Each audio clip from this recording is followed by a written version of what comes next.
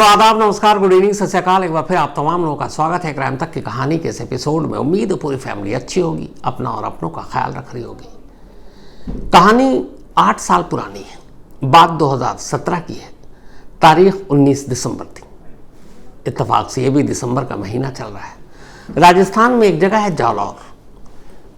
करीब दोपहर का वक्त था। जालौर पुलिस स्टेशन की घंटी बजती है। एक शख्स फोन पे बताता है कि साहब, एक सड़क किनारे एक कार है और उस कार में आग लग गई। पुलिस इस खबर को सुनती है, फ़ोन करने वाले से पता पूछती है और फिर अपनी टीम को लेकर मौके के लिए रवाना हो जाती है। जब पुलिस मौके पर पहुंचती है तो पाती है कि कार जो आग लगी थी वो बुझ चुकी है, लेकिन कार पूरी तरह से जली हुई है। आसपास के लोगों ने घरों से बाल्टियों में पानी भर भर कर आग को बुझाने की कोशिश की थी। कार बुरी तरह जल चुकी थी। पुलिस अब कार के अंदर झांकती है।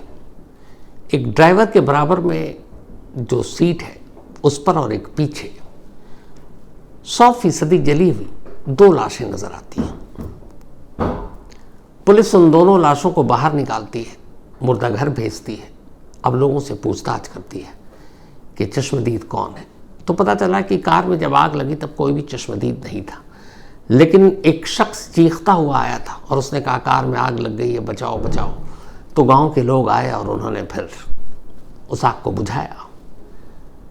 अब पुलिस के सामने सवाल ये था कि वो शख्स है कहाँ। तो पता चला कि वो खुद आग बुझाने की वजह से झुलस गया था।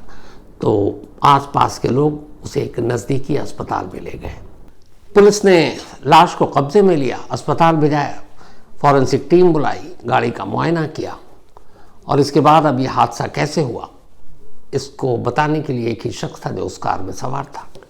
अब पुलिस की एक टीम उस अस्पताल में पहुंचती है।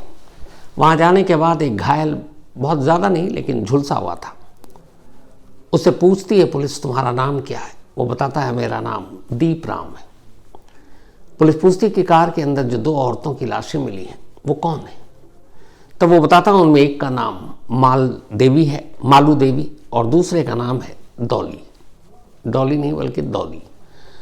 तो एक मालू देवी और दूसरी दौली, दोनों की उम्र करीब 30 से 34 बरस। उसने बताया कि वो दोनों मेरी पत्नी है। मालू देवी मेरी पहली पत्नी और दूसरी पत्नी जो थी वो दौली थी। तो पुलिस ने जो बेसिक सवाल जवाब होते हैं कि आप कहाँ से आ रहे थे, कहाँ जा रहे थे, आग कैसे लगी, किस वजह से लगी। तो जो दीप राम ने बयान दिया वो ये था कि सुबह वो अपने घर से निकला था और अपनी दोनों बीवियों को एक जौहरी की दुकान पर ले जाकर उन्हें उसने कुछ गहने दिलवाए और गहने खरीदने के बाद अब वो घर लौट रहा था। तभी अचानक गाड़ी में कुछ खराबी आई। उसने उतर कर देखा, तब तक कार में आग लग गई। वो वापस अपनी दोनों बीवियों को बचाने के लिए कार की तरफ भागा, लेकिन ऑटो लॉक की वजह से कार का दरवाज़ा बंद हो गया। अब कार में आग लग चुकी थी, कार जल रही थी और वो बाहर से आग बुझाने की कोशिश कर रहा था, जिसकी वजह से वो भी जल गया। फिर उसने शोर मचाया तो आसपास के लोग आए, घरों से पानी बाल्टी में भर भर कर लाए, आग बुझाने की कोशिश की, लेकिन शायद आग की लौ बहुत ज़्यादा तेज़ थी और बुझ नहीं पाई। और फिर तब तक अंदर दोनों थी, कार का दरवाज़ा खुल नहीं पाया, तो दोनों बीवियाँ, उनकी मौत हो गई। उसके इस बयान के बाद पुलिस ने अब उसके बयान की जो है सच्चाई को जानने का फैसला किया। जिस जौहरी का उसने पता बताया, उस जौहरी की दुकान पुलिस की एक टीम गई। वहाँ उसने बताया कि हाँ, आज दीप राम नाम के शख्स अपनी 2 बीवियों को लेकर आए थे, उन्होंने कुछ गहने खरीदे थे। जिस जगह ये हादसा हुआ वहाँ के कुछ चश्मदीदों से पुलिस ने पूछताछ की। चश्मदीदों ने बताया कि ये कार अचानक रुकी और इसके बाद जब रुकी तब तक तो कार में आग लग चुकी थी। उसमें से ऐसा कोई भी चश्मदीद नहीं था जिसने रुकने के बाद आग लगते हुए देखा हो, यानी जो भी थे वो बाद में आए। तो उन्होंने कहा एक शख्स चीख रहा था, हम लोग भागे उसकी तरफ, देखा कार में आग लगी हुई है, हमने बुझाने की कोशिश की। उन्हीं में से एक शख्स ने बताया कि कार की जो 4 विंडो थे उस पर ब्लैक, मतलब शीशा चढ़ा हुआ था, उसके ऊपर काला शीशा था। वो 1-2 ऐसे विटनेस थे जिन्होंने कार को पहले देखा था जहां पर यह हादसा हुआ। अब पुलिस गांव जाती है। दीपराम के दोनों बीवियों के मायके भी जाती है, उनसे पूछताछ करती है। हर एक जगह से पूछताछ करने के बाद पुलिस के हाथ खाली, कोई भी जानकारी ऐसी नहीं मिली जिससे ये पता चल सके कि ये क्या है। पुलिस को भी लगा कि ये एक हादसा है। कुछ उन्होंने कार के इंजीनियर को भी बुलाया और पूछा कि क्या ये ऑटो लॉक हो सकता है। उन्होंने बताया बिल्कुल हो सकता है, अगर कार में कोई हादसा हो जाए, वायरिंग ख़राब हो जाए, जल जाए तो ऑटो लॉक में दरवाज़ा बंद हो जाता है। जब पुलिस ने और पूछताछ की तो पता चला कि दीपराम अपने दोनों बीवियों को एक साथ रखता था और खुश रखता था। कुछ वक्त पहले दूसरी बीवी अब एक दूसरी जगह पर थी। उसकी वजह ये थी कि दीपराम ठेकेदार था, मकान बनाने का काम करता था, और अब जहाँ पे जिस बिल्डिंग का ठेका मिला उसी के बराबर में उसने एक घर ले रखा था और अपनी दूसरी पत्नी डॉली के साथ वहीं रहता था। पहली पत्नी से उसे एक बेटा था और दूसरी पत्नी से एक बेटा और एक बेटी। हर तरफ से जब पूछताछ हो गई तो फिर शक की कोई गुंजाइश थी नहीं और पुलिस मानकर चल रही थी कि यह हादसा है। कार में आग लग गई और दोनों बीवियां दीपराम की जलकर मर गईं। लेकिन पुलिस को अपना काम आगे भी करना था। कुछ चीज़ें ऐसी थी जिसमें से उस पुलिस टीम में से एक शक को कुछ शक महसूस हो रहा था। उसे लग रहा था ये मामला इतना सीधा नहीं है। और दो तीन बातें थी उसकी। पहली ये कि उसे लगा कि एक पति अपने दोनों बीवियों को एक साथ एक ही दिन गहने ले जाकर दिलाए, ये थोड़ा सा अटपटा लगा। दूसरा, जब उन्होंने पूछताछ की दोनों के मायके में और बाकी रिश्तेदारों से, तो पता चला कि दीपराम ने सारे रिश्तेदारों को ये बता रखा था कि आज मैं अपनी दोनों बीवियों को गहने दिलाने ले जा रहा हूँ। तो अमूमन अगर कोई अपनी बीवी को शॉपिंग कराता है या गहने दिलाता है तो ये बड़ी पर्सनल चीज़ होती है, इसका ढिंढोरा नहीं पीटा जाता। लेकिन वो हर एक को बता रहा था कि आज सुबह मैं दोनों बीवियों को ले जा रहा हूँ गहने दिलाने के लिए। तीसरा, कोई चश्मदीद था नहीं, वहाँ पे कोई सीसीटीवी कैमरा भी नहीं था। हालांकि 2017 आ चुका था लेकिन फिर भी सीसीटीवी कैमरा नहीं था कोई वहाँ पर। तो कुछ चीज़ें शक पैदा कर रही थी, लेकिन उस शक के साथ कुछ सबूत ऐसा मिल नहीं रहा था जिससे दीपराम पर शक किया जा सके। अब पुलिस ने दीपराम की ज़ाती ज़िंदगी में झांकने का फैसला किया तो पता चला कि दीपराम ने शुरुआत मिस्त्री के तौर और तब बेहद गरीब था और उसकी शादी हुई मालू देवी से, वो भी एक गरीब परिवार से थी। लेकिन मालू देवी से शादी करने के बाद दीपराम की किस्मत चमक गई। धीरे धीरे उसको अब अपनी मिस्त्री वाला काम छोड़कर ठेका लेना शुरू किया, मकान बनाने का, दुकान बनाने का, इमारतें बनाने का, और ये ठेका कामयाब रहा। अब धीरे धीरे ये हो गया कि उसके अंडर में ही 100 मिस्त्री काम करने लगे। फिर उसने अपना घर बनाया, फिर गाड़ी खरीदी। तो पहली पत्नी मालू देवी उसके लिए बड़ी लकी थी, लेकिन साथ ही जब दौलत आया, पैसे आए, तो उसके मन में एक इच्छा और आई कि एक दूसरी शादी भी करनी चाहिए। हालांकि पहली पत्नी से एक बेटा हो चुका था। अब उसने खोजबीन शुरू की और तब उसकी नज़र जाकर पड़ी डॉली पर। डॉली की ऑलरेडी 2 शादी पहले हो चुकी थी और दोनों नाकाम रही। डॉली के घर वालों से उसने बात की और एक झूठ बोला। उसने कहा मेरी पत्नी की मौत हो चुकी है और इसलिए मैं, एक बेटा है, दूसरी शादी करना चाहता हूँ। कहते हैं डॉली से शादी करने के लिए डॉली के बाप को उसने 5 लाख रुपए भी दिए। डॉली की शादी हो गई। अब उसके बाद शादी करने के बाद डॉली घर आती है। जब घर आती है तो पता चलता है कि दीपराम की पहली पत्नी जिंदा है, यानी कि मालू देवी। इस बात पे झगड़ा होना शुरू हो गया। अब दोनों में झगड़ा अक्सर होता है। झगड़ा यहाँ तक भी एक बार पहुँचा कि पंचायत बिठानी पड़ी। फिर पंचायत ने फैसला सुनाया कि ठीक है, तुम अपनी दूसरी पत्नी के नाम 10 लाख की एक FD कराओ। तो उसने FD कराया। फिर डॉली ने कहा कि नहीं, अब मैं अलग रहूँगी। उसने ये भी किया और ये सारी चीज़ें चलती रहीं। लेकिन डॉली उससे अक्सर झगड़ा करती इसी बात पर कि तुमने झूठ बोलकर शादी की कि तुम्हारी पहली पत्नी मर चुकी है। तो जब ये कहानी सामने आई और दूसरी पत्नी की और डॉली की लड़ाई की, तो फिर पुलिस के कान थोड़े से खड़े हुए। उसे लगा एक साथ एक कार में अचानक आग लगना, शॉपिंग का ढिंढोरा पीटना, किसी चश्मदीद का ना होना है और ऐसी जगह पर कार में यह हादसा होना जहाँ आसपास में CCTV कैमरा नहीं है, जबकि उससे कुछ किलोमीटर पहले और कुछ किलोमीटर बाद कई CCTV कैमरे, और किसी चश्मदीद का ना होना। अब पुलिस ने फिर जो कार एक्सपर्ट्स है, फॉरेंसिक एक्सपर्ट्स है, उनसे कहा कि दोबारा कार का मुआयना किया जाए। जब कार का दोबारा मुआयना किया गया तो फिर फॉरेंसिक रिपोर्ट में ये बात आई कि कार के अंदर से कुछ पेट्रोल मिले। अब वो कार पेट्रोल वाली ही थी जिससे चलती थी, लेकिन कार के अंदर पेट्रोल का होना इसका मतलब है आग उस पेट्रोल से लगी। दीपराम सिगरेट बीड़ी पीता नहीं था, इसलिए वहां कोई गुंजाइश थी नहीं। तो जब पेट्रोल की बात सामने आई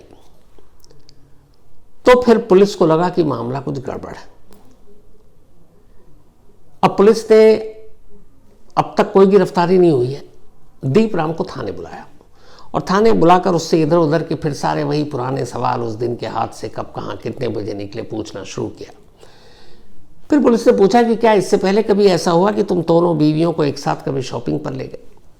दीपराम घबराया, उसने कहा नहीं, और जबकि दूसरी शादी को करीब 6 साल अब होने वाले थे। तो उसने कहा कि पहली बार तुम अपनी दोनों बीवियों को एक साथ ले जा रहे हो शॉपिंग कराने, और पहली बार में यह हादसा होता है। ये एक इत्तेफाक है या साजिश? कई सवालों के बीच में लगातार दीपराम पुलिस को उलझाता रहता है, लेकिन फिर पुलिसिया अंदाज में जब उससे सवाल होता, क्योंकि पुलिस को ये मालूम था कि इसमें और कोई कहीं से अभी तक मिल नहीं रहा है सुराग या कोई और किसी पे शक करे, तो फिर जब पुलिसिया अंदाज में उससे पूछताछ हुई तो दीपराम ज्यादा देर तक टिक नहीं पाया और उसने सच बता दिया। उसने इस बात को कबूल किया कि कार में लगी आग एक हादसा नहीं था बल्कि एक साजिश थी, और उसने ही अपनी दोनों बीवियों को जिंदा जलाकर मार डाला है। पुलिस ने पूछा ये कैसे किया तुमने? उसने कहा कि असल में मुझे अपनी एक बीवी को मारना था और वो थी डॉली, लेकिन कुछ इत्तेफाक ऐसे हुए कि दूसरी बीवी को ही मारना पड़ा। पुलिस ने उससे बोला कि पूरी कहानी सुनाओ। दीपराम ने पूरी कहानी सुनाई। उसने कहा कि जब बात आई, मेरी पहली बीवी मालू देवी बहुत अच्छी थी, बहुत ही घरेलू और हमेशा आज्ञाकारी, कभी झगड़ा नहीं करती। एक बेटा था, उसकी बहुत अच्छी परवरिश कर रही थी, पढ़ी लिखी नहीं थी लेकिन पूरा घर अच्छे से संभालती। मैं भी उसे बहुत मानता था, इसलिए भी मानता था कि उसकी ज़िंदगी में आने से ही मैंने तरक्की की, पैसे कमाए, घर खरीदा, गाड़ी खरीदी। लेकिन फिर 10 साल बाद अचानक मुझे लगा कि मेरी बीवी इतनी पढ़ी लिखी नहीं है और दौलत के साथ मुझे लगा कि मुझे एक और शादी करनी चाहिए। उसने कहा हमारी बिरादरी में कई लोग हैं जो 2-2 शादियाँ कर लेते हैं। तो इसी के बाद इधर उधर तलाश करते करते मेरी नज़र डॉली पर पड़ी, वो मुझे पसंद आ गई। मैंने उसके बाप को 5 लाख रुपए दिए, झूठ बोला कि मेरी पहली पत्नी मर गई है, लेकिन और मुझे ये लगा कि 5 लाख के बाद डॉली भी खामोश रहेगी। लेकिन जब वो घर आई तो उसके तेवर अलग थे। उसे जैसे ही पता चला कि मेरी पहली बीवी जिंदा है, मैंने झूठ बोलकर शादी की है, वो नाराज़ हो गई और लड़ने लगी। मैंने बहुत समझाने की कोशिश की, वो मायके चली गई, फिर मना कर लाया, लेकिन इस बात को वो भूली नहीं और हर रोज़ किसी न किसी बात पर मुझसे लड़ती रहती। ये सिलसिला चलता रहा। इस दौरान में मुझे उससे एक बेटा भी हो गया, बेटी भी हो गई, लेकिन वो झगड़ा करना उसने बंद नहीं किया, यहाँ तक कि वो मेरे माँ बाप को भी बुरा कहने लगी। जब 4-5 साल बीत गए तब मुझे अचानक लगा कि मेरी पहली पत्नी कितनी शरीफ और कितनी अच्छी थी। उसने कभी कोई आवाज़ नहीं उठाई, यहाँ तक कि जब मैंने दूसरी शादी की तब भी उसने कभी पलट कर मुझसे नहीं पूछा कि तुमने कैसा क्यों किया। तो मुझे धीरे धीरे अब अपनी गलती का एहसास होने लगा और मुझे वापस शादी के 10 साल बाद जो मेरा दिमाग पलट गया था, वापस अब मेरा प्यार मेरी पहली पत्नी मालू देवी की तरफ उमड़ने लगा। मुझे लगा काश मैं इसी के साथ रहता और मैं दूसरी शादी न करता। तो अब धीरे धीरे मैं पहली पत्नी से ज़्यादा प्रेम करने लगा। उधर डॉली ऐसी थी कि लगातार लड़ रही थी, फिर उसने हमें अलग कर दिया। एक जगह नया ठेका मिला, उसने कहा यहीं रहेंगे और मैं वहीं रहने लगा। लेकिन फिर 18 दिसंबर 2017 की बात है, उसने मेरी माँ और मेरे बाप उन दोनों के बारे में बहुत सारे अपशब्द कहे और उस दिन मुझे बर्दाश्त नहीं हुआ। मैंने तय कर लिया कि मैं डॉली को रास्ते से हटाऊंगा। इसके बाद 18 दिसंबर की रात मैंने उससे कहा कि चलो बहुत दिन हो गए, तुम्हारे पास गहने नहीं है, नया गहने दिलाता हूँ। झूठ बोला कि कुछ और प्रॉफिट हुआ है, काम अच्छा चल रहा है। और मुझे मालूम था डॉली जेवर के नाम पर ज़रूर राज़ी हो जाएगी और खुश हो जाएगी, क्योंकि उसे सोना बहुत पसंद था। तो अगले दिन सुबह वो आई और मैं उस दिन अपने घर पर था, यानी कि जो पहली पत्नी और माँ बाप, तो वहीं आई। बोले कि ये सिर्फ डॉली और मुझे पता था, लेकिन डॉली जैसी कार में बैठी तो मुझे ये भी था कि किसी को शक ना हो कि मैं कहाँ जा रहा हूँ और लोगों को ये हो कि शॉपिंग कराने जा रहा हूँ। तो मैंने ज़ोर से घर में बोला अपने माँ और पिताजी को सुनाने के लिए कि मैं डॉली को जेवर दिलाने के लिए ले जा रहा हूँ, ताकि वो लोग सुन लें और कल को पुलिस पूछताछ करेगी तो बता दें कि वो तो शॉपिंग करने गया था। और मैं जेवर ख़रीदता भी था कि एक और सबूत होता। लेकिन इत्तेफाक से जब ज़ोर से बोला तो मेरी पहली पत्नी मालू देवी ने ये बात सुन ली और वो दौड़ते हुए आई। उसने कार का दरवाज़ा खोला और वो बैठ गई। मैंने पूछा तुम कहाँ जा रही हो? उसने कहा कि आप डॉली को दिलाएंगे तो मुझे भी कुछ जेवर दिला दीजिए, मैंने आपसे कभी कुछ नहीं मांगा। बोला मैं थोड़ी देर तक सोचता रहा क्या करूं। अगर उसे उतारता हूं वो चली जाती है तो उसके दिल पे बात लगेगी, और बिठाता हूं तो जो मैं करने जा रहा हूं उसकी वो चश्मदीद बन जाएगी। तभी मुझे अचानक ख्याल आया कि अगर मैं डॉली के साथ अपनी पहली पत्नी मालू देवी को भी जिंदा कार में जला दूं तो फिर कोई शक नहीं करेगा कि डॉली का कत्ल मैंने किया, क्योंकि सबको पता है कि मालू देवी के साथ यानी मेरी पहली पत्नी के साथ रिश्ता बहुत अच्छा है, सारे लोग गवाही देंगे। बोला उसी पल मैं घर से निकल रहा था एक कत्ल करने के लिए। अब मैंने 2 कत्ल करने का फैसला किया। रात को ही 2 लीटर पेट्रोल खरीद रखा था और उसे कार में रखा हुआ था। इसके बाद लेकर गया, उन दोनों को जौहरी की दुकान में ले जाकर जेवर दिलाया, वापस आया। मुझे पता है कहाँ सीसीटीवी कैमरा है, कहाँ सन्नाटा है। गांव की तरफ जब लौटने लगा तो एक जगह गाड़ी रोकी। मैंने कहा 1 सेकंड, और उसके बाद मैंने पेट्रोल डाल दिया, ऊपर से गाड़ी को लॉक कर दिया और उतरते उतरते थोड़ा सा पेट्रोल गाड़ी के अंदर भी फेंक दिया। दरवाज़ा लॉक था। उसके बाद मैंने माचिस से आग लगा दी। शीशा काला था। मैंने उन दोनों को मतलब जलते हुए चीखते हुए, तो शीशा बंद, सुनाई भी नहीं दी आवाज़। तो मुझे कुछ पता नहीं, लेकिन वो दोनों चीख रही थी। जब मुझे लगा कि अब आग पकड़ चुकी है पूरी तरह से और दरवाज़ा लॉक है, तब मैंने थोड़ा सा उसी आग से अपने हाथ वाथ को जलाया ताकि ये लगे कि मैं बचाने की कोशिश कर रहा था।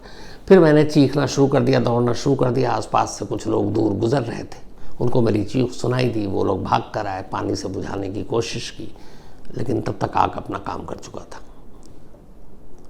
दीपराम ने अपना जुर्म कबूल कर लिया। इसके बाद ये मामला अदालत में पहुंचा।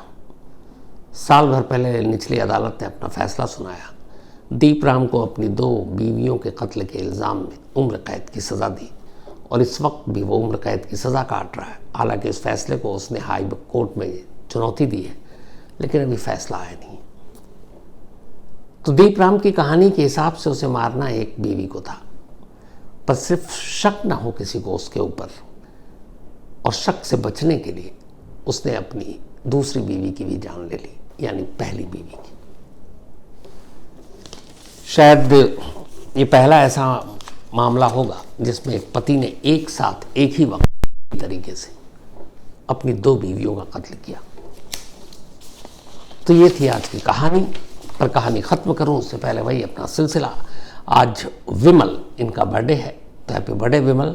और ये भेजा है सुनील चौधरी साहब ने। सुनील चौधरी के भाई हैं विमल। गार्गी, इनका भी आज बर्थडे है, तो हैप्पी बर्थडे गार्गी। और ये प्रियंका एंड अरुण जी की बिटिया हैं। साथ ही आज तंजीमा बानो, इनका भी बर्थडे है, हैप्पी बर्थडे तंजीमा। शायद आपके हस्बैंड ने मेल लिखा, लेकिन उनका कहीं पे नाम ही नहीं था, मेल आईडी भी आप ही के नाम पे है शायद, बट कोई बात नहीं, तंजीमा हैप्पी बर्थडे। इसके अलावा आद्या देवांगन, इनका भी आज बर्थडे है, तो हैप्पी बर्थडे आद्या। और ये देवी प्रसाद देवांगन जी की बिटिया है। सुरभि जैन एंड नीलेश मेहता, इन दोनों की एनिवर्सरी है, तो happy birthday Surabhi and Nilesh. और ये भेजा है पूनम जैन जी ने। इसके अलावा उमेश यादव पुणे से हैं, thank you so much Umesh भाई, आपका मेल पढ़ा अच्छा लगा और इसी तरह आप मेल लिखते रहें। तो इस कहानी में इतना ही।